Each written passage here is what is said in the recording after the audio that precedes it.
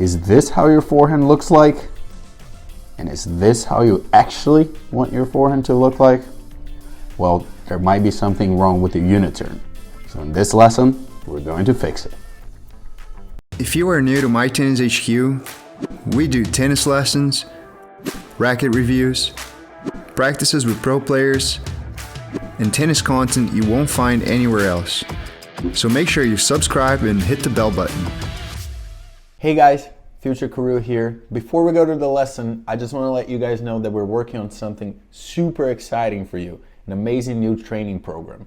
To be the first one to find out when it's ready, get on our early access list by going to toptennissecrets.com. We're about to take online training to a whole new level, so make sure you go check that out and let's go to the lesson. All right, so let's talk forehand technique. I don't talk about technique as much on the channel because each person hits in a different way, figures it out in a different way. But there's a couple things, a couple rules that we always got to follow, right? And one thing that I've seen with amateurs recently is a problem with the unit turn. Now everyone knows the unit turn, right? That upper body and the arms kind of turning here, the unit, core, everything opening up here to either side, right? To the backhand, to the forehand, backhand, forehand, unit turn.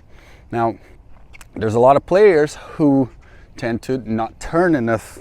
They're turning the shoulders, but they don't really turn their belly button here, their core, everything. So the shoulders are turned, but like they're not actually turned. That's one problem that I see often. So here, but there's another problem that happens a lot, and I actually having to work with a student recently on this, is overturning. So actually getting here too quickly, right? Because we're taught that we know as soon as we see the forehand or the backhand, let's talk about the forehand here, but as soon as we see the forehand, we got to turn, right? Unit turn. Okay, but sometimes we do that so quickly that we get the racket too far back here, right? And then we can't really make that nice loop up towards the ball. So we end up like overturning it, and then our swing has to come from all the way behind here, behind our back, and then around. And it's just, so much can go wrong when you do that, right? It's not just here, belly button facing kind of the camera here, right? From here, I'm split step, boom, I turn, and then I'm facing here, the camera, see belly button pointing towards you. And from here, keeping the racket there in front of me, and then accelerating forward. That happens a lot. I've seen this a lot where people get to this position. Sometimes it's the time pressure. Someone hits the ball and the time pressure of things makes you just, but then you're just stuck here for a long time, right? Instead of being more of like a calm turn and then accelerate forward. Nice and calm turn and then accelerate forward. I think it happens a lot on the forehand where we're overturning, the elbow is getting a lot far back. Even myself on my forehand, I feel like my elbow gets a little bit too far back. I wish it was like a little bit more here in front of me.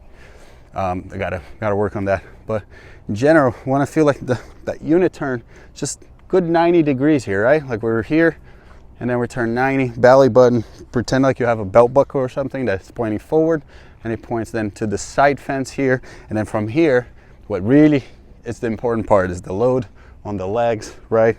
Feeling like the hip is pushing, turn and push, or even close stance, right? Don't close stance and get too far back here.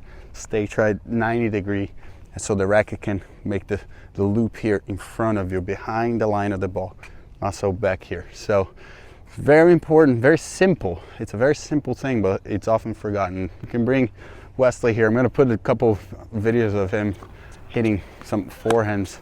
It was like a week ago, really. It was overturning too much, doing that too much, then having to kind of, when you overturn, you end up not going like this on the shot, like low to high. You end up actually going around your body too much, so we play like this. And that's a problem. We never want to play like that. We want to play low to high, okay? So Wesley, come here.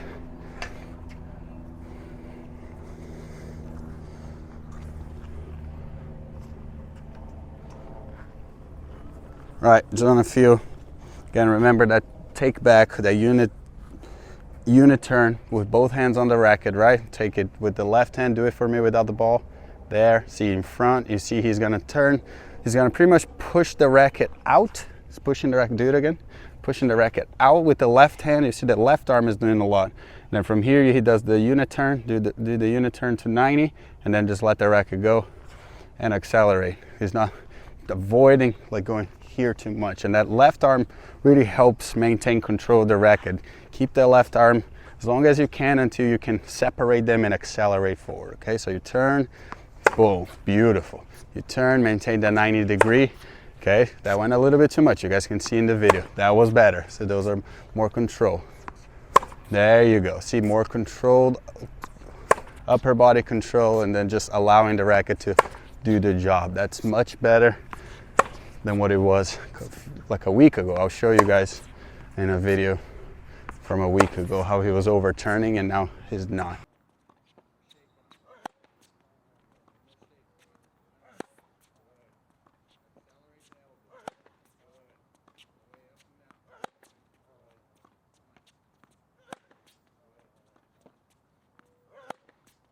So very simple. That was great, Wes. That was great. So it's a very simple thing, but that we often like forget, or we just end up like doing wrong. We're just like, we want so much turn and we want so much power that we create all this turn here, and we want to just swing as hard as possible. We end up playing very linearly towards the ball, and we just can't get under it. We can't go low to high to create the right shape if we're overturned. So next time you're playing, try to think about that, right? I'm here in ready position. Okay, the ball comes to my forehand. I personally try to lift my shoulders up a little bit, but not really bringing the racket too far back. I don't want this to happen too quickly, because where do you go from here? Oh, you kind of have to go this way, right? You can't go like down and out there if you're too far back here. So again, instead of getting to here too fast, try to feel like you're lifting the shoulders up a little bit, keep it in front, and let the shoulder turn bring the racket to the back and not just your right arm, right?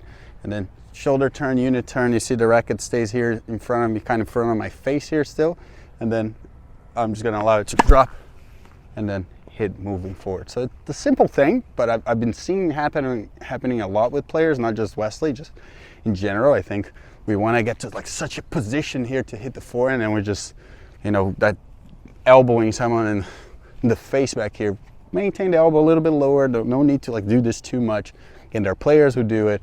It's not to say it's wrong, but for amateurs, usually this is an issue. Keep the elbow a little bit lower, turn here, and then just allow the racket to stay behind the ball, behind the line of the ball, accelerating forward.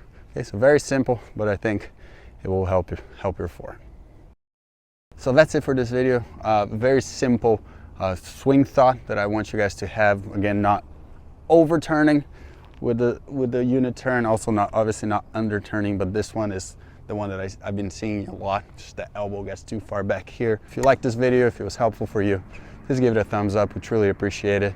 And make sure you're subscribed to the channel. Follow us on social media. Visit mytennishq.com. And let me know in the comments, you know, if there's another issue with forehands that maybe you're having, or maybe it's your backhand. I always read the comments. It gives me ideas for next videos, for the following videos. So make sure you drop a comment down below, and I'll see you guys on the next one. And once again, remember to visit toptennissecrets.com so you can get on our early access list for our new online tennis program.